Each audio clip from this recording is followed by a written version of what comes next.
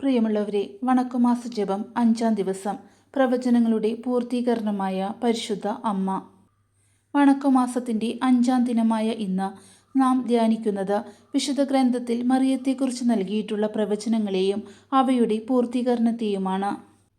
ലോകത്തിൻ്റെ രക്ഷകൻ്റെ അമ്മയെക്കുറിച്ച് പഴയ നിയമം മുതൽക്കേ ദൈവം മനുഷ്യർക്ക് സൂചനകൾ നൽകിയിരുന്നു.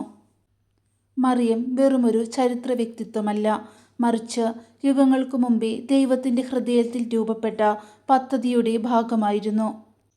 ഉൽപ്പത്തി പുസ്തകത്തിൽ തന്നെ മറിയത്തെക്കുറിച്ചുള്ള ആദ്യ സൂചന നാം കാണുന്നുണ്ട്. മനുഷ്യൻ പാപം ചെയ്ത് ദൈവത്തിൽ നിന്ന് അകന്നപ്പോൾ സർപ്പത്തിൻ്റെ തല തകർക്കുന്ന സ്ത്രീയെക്കുറിച്ച് ദൈവം അരുളി ചെയ്തു. തിന്മയുടെ ശക്തികളെ തോൽപ്പിക്കാൻ ദൈവം തിരഞ്ഞെടുത്ത ആ സ്ത്രീ പരിശുദ്ധ കന്യകാമറിയമായിരുന്നു. ആദ്യം മുതൽക്കേ സാത്താനെതിരെ വിജയം വരിക്കാൻ വിധിക്കപ്പെട്ടവളാണ് അവൾ. ഏശയ്യാ പ്രവാചകന്റെ പുസ്തകത്തിൽ ഇതാ ഒരു കന്യക ഗർഭം ധരിച്ച് ഒരു പുത്രനെ പ്രസവിക്കും എന്ന പ്രവചനം മറിയത്തിൻ്റെ ജീവിതത്തിലാണ് അനർത്ഥമായത്. മനുഷ്യബുദ്ധിക്ക് അസാധ്യമായ കാര്യങ്ങൾ ദൈവത്തിന് സാധ്യമാണെന്ന് മറിയം തൻ്റെ ജീവിതത്തിലൂടെ തെളിയിച്ചു. കന്യകാത്വത്തിന് ഭംഗം വരാതെ ദൈവപുത്രന് ലോകത്തിന് നൽകിയ അവൾ പ്രവചനങ്ങളുടെ സമാഗമമായി മാറി. പഴയ നിയമത്തിലെ ഇസ്രായേൽ ജനത ദൈവത്തിനായി കാത്തിരുന്നതുപോലെ ലോകത്തിൻ്റെ മുഴുവൻ കാത്തിരിപ്പിന് അറുതി വരുത്തിയത് മറിയമാണ്. പഴയ നിയമത്തിലെ ഉടമ്പടിയുടെ പേടകം എങ്ങനെയാണോ ദൈവസാന്നിധ്യം വഹിച്ചിരുന്നത്, അതുപോലെ മറിയം ദൈവത്തെ തൻ്റെ ഉദരത്തിൽ വഹിച്ച പുതിയ നിയമത്തിലെ ഉടമ്പടിയുടെ പേടകമായി. മറിയത്തിൻ്റെ പ്രഭാവം അവളുടെ വിനയത്തിലായിരുന്നു. തൻ്റെ ദാസിയുടെ താഴ്മയെ അവൻ കടാക്ഷിച്ചു എന്ന് മറിയം സ്തോത്രഗീതത്തിൽ പാടുമ്പോൾ ദൈവം എളിയവരെ ഉയർത്തുന്നു എന്ന വലിയ സത്യമാണ് അവിടെ വെളിപ്പെടുന്നത്. ലോകം നിസ്സാരമെന്ന് കരുതുന്നവരിൽ നിന്നാണ് ദൈവം വലിയ കാര്യങ്ങൾ പ്രവർത്തിക്കുന്നത് എന്നതിൻ്റെ ഉത്തമ ഉദാഹരണമാണ് മറിയം. ദൈവത്തിൻ്റെ വചനം കേൾക്കുകയും അത് ജീവിതത്തിൽ പാലിക്കുകയും ചെയ്യുന്നവൾ എന്ന നിലയിലാണ് മറിയം ധന്യയാകുന്നത്.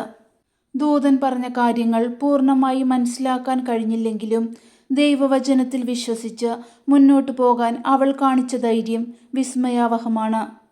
വചനത്തെ മാംസമായി സ്വീകരിച്ച അവൾ വിശ്വാസികളുടെ മാതൃകയായി.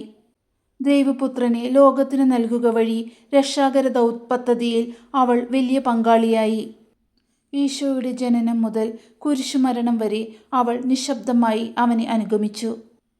തൻ്റെ മകൻ്റെ ദൗത്യം ദൈവത്തിൻ്റെതാണെന്ന് തിരിച്ചറിഞ്ഞ അവൾ സ്വന്തം ഇഷ്ടങ്ങളെ ബലികഴിച്ച് ദൈവഹിതത്തിന് മുൻഗണന നൽകി.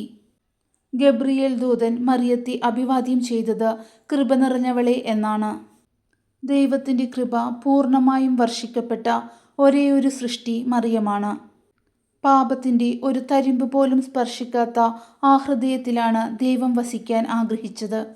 നാം പ്രാർത്ഥിക്കുമ്പോൾ നമ്മുടെ ഹൃദയങ്ങളിൽ കൃപ നിറയ്ക്കാൻ മറിയം മാധ്യസ്ഥം വഹിക്കുന്നു. നമ്മുടെ ജീവിതത്തിൽ ദൈവം നൽകുന്ന വാഗ്ദാനങ്ങളിൽ വിശ്വസിക്കാൻ നമുക്ക് സാധിക്കുന്നുണ്ടോ? പലപ്പോഴും പ്രതിസന്ധികളിൽ നാം ദൈവത്തെ സംശയിക്കാറുണ്ട്. മറിയത്തെപ്പോലെ അചഞ്ചലമായ വിശ്വാസത്തോടെ ദൈവകരങ്ങളിൽ നമ്മെ തന്നെ സമർപ്പിക്കാം.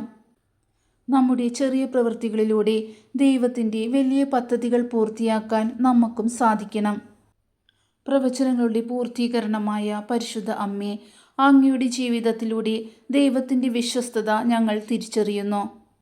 ഈ വണക്കമാസ ദിനത്തിൽ ഞങ്ങളുടെ എല്ലാ പ്രാർത്ഥനകളും അങ്ങയുടെ പക്കൽ സമർപ്പിക്കുന്നു. ദൈവവചനം സ്നേഹിക്കാനും അതനുസരിച്ച് ജീവിക്കാനും ഞങ്ങളെ സഹായിക്കണമേ.